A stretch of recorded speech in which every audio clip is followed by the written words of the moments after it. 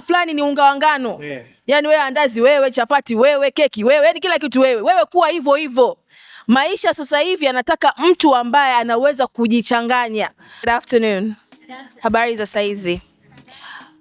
Mkuu wa chuo Profesa Palangio, nitumie fursa hii. Nadhani makamu wa rais yuko hapa wa Mary. Makamu njoo. Usikae mbali. Wewe ndio host wetu. Mwenyeji wetu. Ni vizuri nikaonekana na host wetu, si ndio So nitumie fursa hii kuwapongeza kwanza chuo chetu cha TIA kwa kuweza kuwawezesha kufanikisha tukio hili la binti mahiri.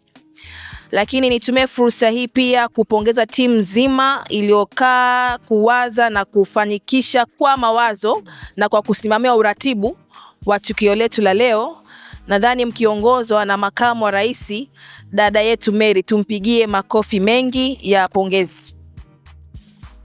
Lakini niseme tu mkuu wa chuo, nimefurahi sana kuona jinsi ambavyo vijana wetu wajasiriamali wanatumia fursa. Mimi huwa ninasema tukiwa shuleni ni sehemu ya kujiandaa na maisha nje ya shule. Shule sio destination. Shule ni sehemu ya nini? Ya safari.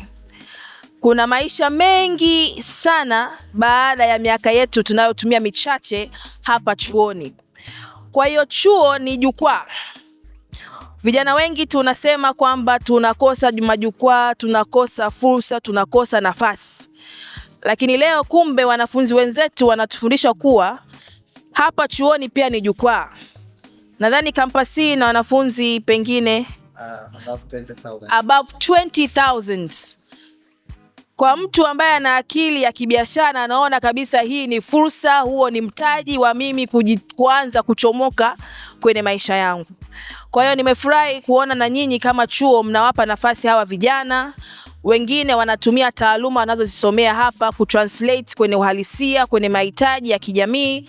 Nimefurahi kumuona yule binti pale anajaribu kuja na solution, ametengeneza prototype yake, anakuja na solution za kusaidia vijana waweze kusoma vizuri wakiwa chuoni. Na nimependa ile kauli mbiu amesema graduates.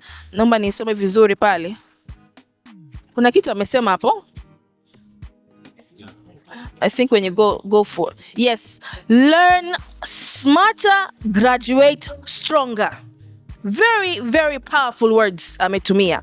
Kwamba tukiwa shuleni we have to be smart how we learn, how we build teams, how we respect each other, kwa sababu wengine mkutoka hapa mtasaidiana huko maishani nje ya hapa. Kwa hiyo tuendelee kutumia fursa kwa kwenye chuo hiki na kuwa na viongozi wetu hawa wa chuo ambao wanatusupport vizuri. Kwa hiyo mimi kwa nafasi yangu mkuu wa chuo nitatoa hapa milioni 1 kwa ajili ya hawa wajasiriamali wetu. Wanasema kutoa ni moyo, sio? Lakini hapa mimi nataka tutengeneze matajiri wa kutosha kutoka TIA. Na mkifanikiwa jueni mna wajibu wa kupay it forward. Yani na wewe ukifanikiwa rudi kwenye chuo chako. Wasaidie vijana ambao wanapita kwenye hichi chuo na wao waweze kunufaika na mafanikio yako kwa namna moja ama nyingine. Kwa hiyo naomba nitamkabidhi dada yangu Mary na mkuu wetu wa chuo hapa. Halafu mtajua jinsi ya kugawana. Lakini kwa wale ambao wangependa mimi katika yote msiache kunipa hata keki. Nimeona kuna keki ya tende. Kuna keki ya tende, hiyo ni nzuri kwa sisi ambao tupendi sana sukari. Yes. Kwa hiyo naomba niwakabidhi hapa. Alafu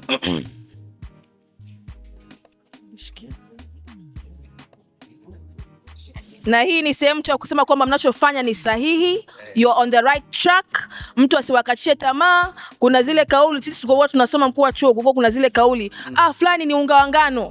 Yani wewe andazi wewe, chapati wewe, keki wewe, yani kila kitu wewe. Wewe kuwa hivyo hivyo.